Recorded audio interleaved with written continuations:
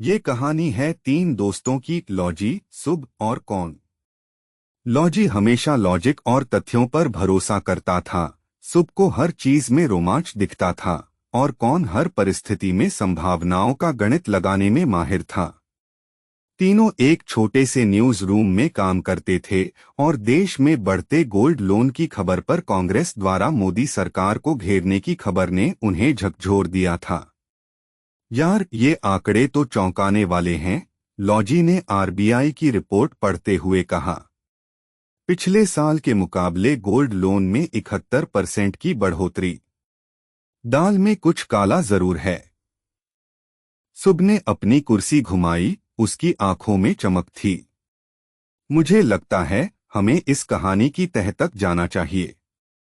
क्या हो अगर ये सिर्फ लोन ही नहीं बल्कि कुछ और हो? शायद कोई बड़ा घोटाला। कौन, जो हमेशा शांत रहता था, ने अपने चश्मे को ठीक करते हुए कहा, संभावनाएं हैं।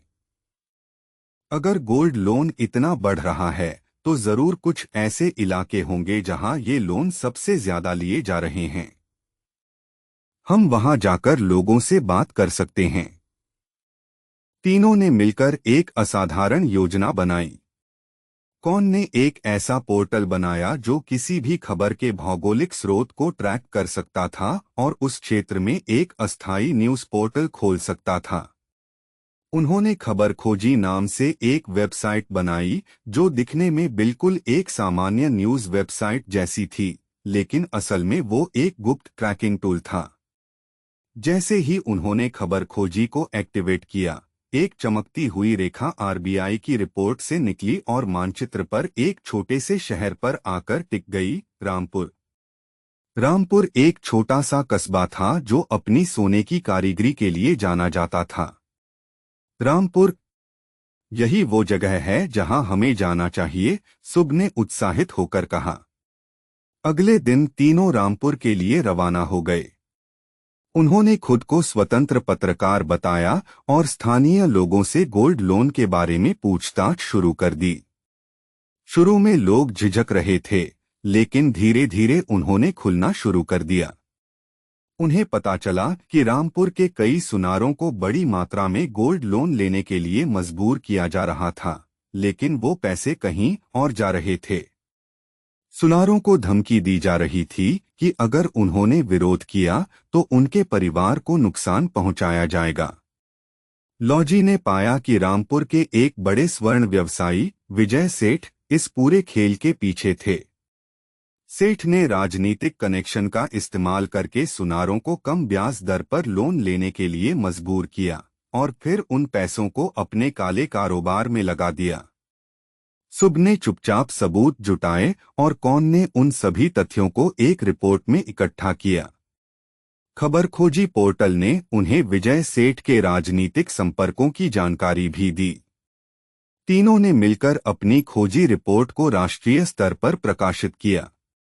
रिपोर्ट में रामपुर के सुनारों की दुर्दशा, विजय सेठ के भ्रष्टाचार और राजनीतिक मिलीभगत का खुलासा किया गया था। खबर जंगल की आग की तरह फैल गई।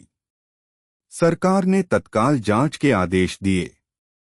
विजय सेठ और उसके राजनीतिक साथियों को गिरफ्तार कर लिया गया। रामपुर के सुनारों को राहत मिली और उन्हें न्याय मिला। लॉजी, सुब और कौन एक बार फिर न्यूज रूम में थे। इस बार उनके चेहरे पर मुस्कान थी। उन्होंने न सिर्फ एक खबर खोजी थी बल्कि एक बड़ी साजिश का पर्दाफाश किया था और जरूरतमंदों को न्याय दिलाया था।